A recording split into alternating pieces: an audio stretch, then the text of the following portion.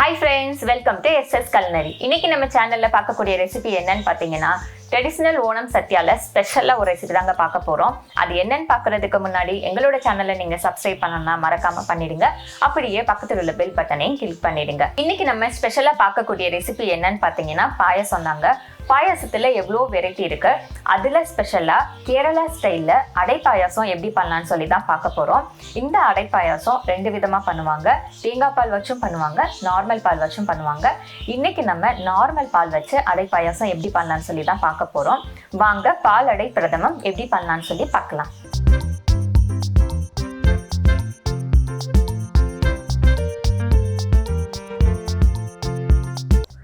ஒரு பேன்ல 2 கப் தண்ணியை ஊற்றிக்கலாம்.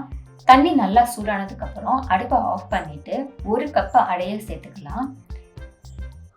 இதை ஒரு 10 நிமிஷம் நம்ம ஊற வச்சிடலாம். 10 நிமிஷம் கழிச்சு 1/4 டீஸ்பூன் நெய்யை இதில் சேர்த்து நல்லா மிக்ஸ் பண்ணிட்டு அடுப்பை ஆன் பண்ணிடலாம். இந்த மாதிரி நம்ம செய்யும்போது 5 இல்லைன்னா 10 நிமிஷத்துலேயே அடை நல்லா வெந்து வந்துடுங்க. அதனால நான் எப்பயுமே இந்த மாதிரி செய்வேன். நீங்கள் நார்மலாக டைரெக்டாக கூட நீங்கள் வேக வைக்கலாம். இப்போ அடை நல்லா வெந்து வந்துருச்சு. இதை நம்ம வடிகட்டிடலாம். இந்த அடை பாயாசத்துக்கு ரொம்ப ரொம்ப இம்பார்ட்டன்ட் இந்த அடை தாங்க. அதுக்கப்புறம் பார்த்தீங்கன்னா பாலும் ஏலக்காவும் ரொம்ப இம்பார்ட்டன்ட். இப்போ பாயாசம் செய்கிறதுக்கு பால் சூடு பண்ணிடலாம். அதுக்கு நான் ஒரு பேனில் 1/2 லிட்டர் பாலை ஊற்றி நல்லா சூடு பண்ணிக்கிறேன். பாலடை பாயாசம் செய்கிறதுக்கு எப்பயுமே பால் நல்லா கொதிக்க வைக்கணும். நீங்கள் எவ்வளோ பால் எடுக்கிறீங்களோ அதுக்கு பாதிக்கு பாதி சுண்டி வர வரைக்கும் நல்லா நம்ம கொதிக்க வைக்கணும். பால் நல்லா கொதிச்சு வந்தாதான் பால் பாயாசம் டேஸ்டா இருக்கும். இதுக்கு பால் தான் இம்பார்ட்டன்ட்.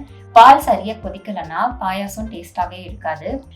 அதே போல பாலை கொஞ்சம் நல்லா மிக்ஸ் பண்ணிக்கிட்டே இருங்க. ஏன்னா பால் கொஞ்சம் திக்கா ஆக ஆக சில நேரம் கீழே அடி பிடிச்சிரும். ஸோ நீங்கள் கீழே அடி பிடிக்காம பார்த்துக்கோங்க. அதனால கொஞ்சம் மிக்ஸ் பண்ணிக்கிட்டே இருங்க.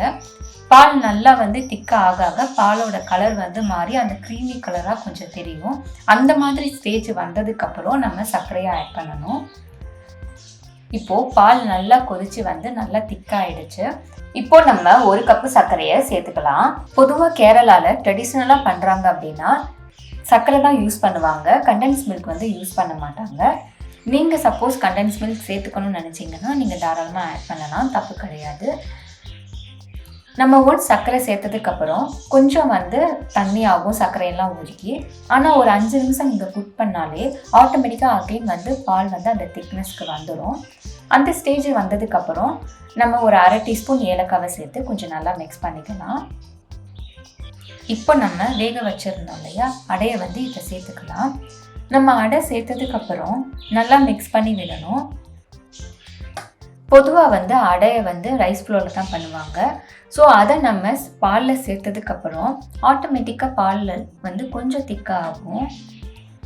நம்ம அடை சேர்த்துட்டு ஒரு 10 நிமிஷம் குக் பண்ணாலே போதும். சூப்பரான க்ரீமியான ஒரு பால் அடை பாயாசம் கிடச்சிரும். இப்போ அடை நல்லா மிக்ஸ் பண்ணிகிட்டே இருக்கோம். நல்லா லோ ஃப்ளேமில் பண்ணிவிட்டு ஒரு பக்கம் நம்ம முந்திரி கிஸ்மிஸ் எல்லாம் ஃப்ரை பண்ணிடலாம். அதுக்கு நான் ஒரு பேனில் 2லேருந்து 3 டீஸ்பூன் கீ சேர்த்துக்கிறேன். இதுக்கு நம்ம கீ தாங்க யூஸ் பண்ணணும். எண்ணெய், கோகோனட் ஆயில் அந்த மாதிரி எதுவுமே நம்ம யூஸ் பண்ணக்கூடாது. ஒன்லி கீ மட்டும்தான் நம்ம யூஸ் பண்ணணும். நல்லா கோல்டன் ப்ரௌன் வர வரைக்கும் முந்திரியை நம்ம நல்லா ஃப்ரை பண்ணிக்கலாம். அப்புறமா கொஞ்சம் கிஸ்மிஸ் பழம் போட்டு ஃப்ரை பண்ணிக்கலாம். இப்போ அகைன் அதே பேனில் குட்டி குட்டியாக கட் பண்ணி வச்ச கொப்பரை தேங்காவை சேர்த்துக்கிறேன்.